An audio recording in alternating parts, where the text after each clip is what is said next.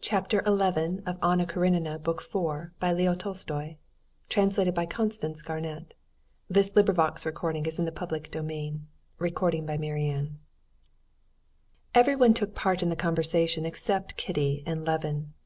At first, when they were talking of the influence that one people has on another, there rose to Levin's mind what he had to say on the subject. But these ideas, once of such importance in his eyes, seemed to come into his brain as in a dream, and had now not the slightest interest for him.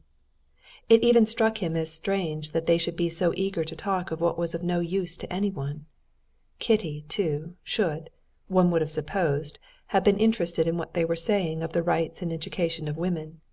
How often she had mused on the subject, thinking of her friend abroad, Varenka, of her painful state of dependence. How often she had wondered about herself and what would become of her if she did not marry, and how often she had argued with her sister about it. But it did not interest her at all. She and Levin had a conversation of their own, yet not a conversation, but some sort of mysterious communication, which brought them every moment nearer, and stirred in both a sense of glad terror before the unknown into which they were both entering. At first Levin, in answer to Kitty's question how he could have seen her last year in the carriage, told her how he had been coming home from the mowing along the highroad and had met her. "It was very, very early in the morning. You were probably only just awake. Your mother was asleep in the corner. It was an exquisite morning. I was walking along wondering who it could be in a four-in-hand. It was a splendid set of 4 horses with bells, and in a second you flashed by, and I saw you at the window.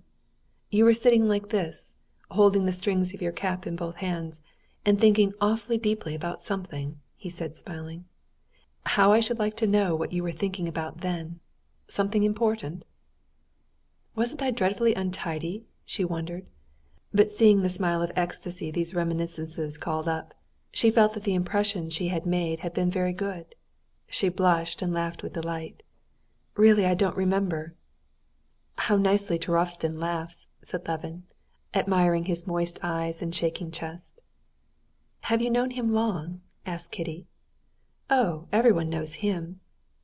"And I see you think he's a horrid man?" "Not horrid, but nothing in him." "Oh, you're wrong, and you must give up thinking so directly," said Kitty.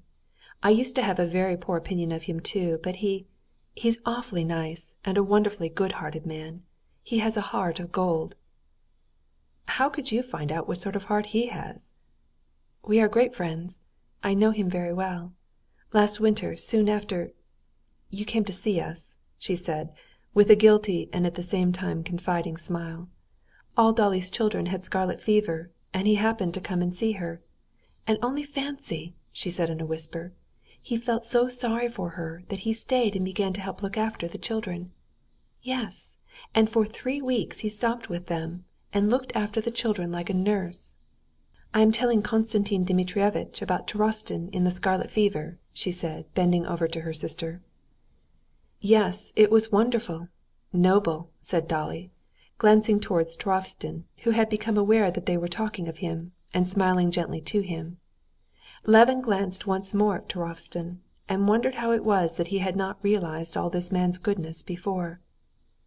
I'm sorry, and I'll never think ill of people again," he said gaily, genuinely expressing what he felt at the moment. Chapter 12.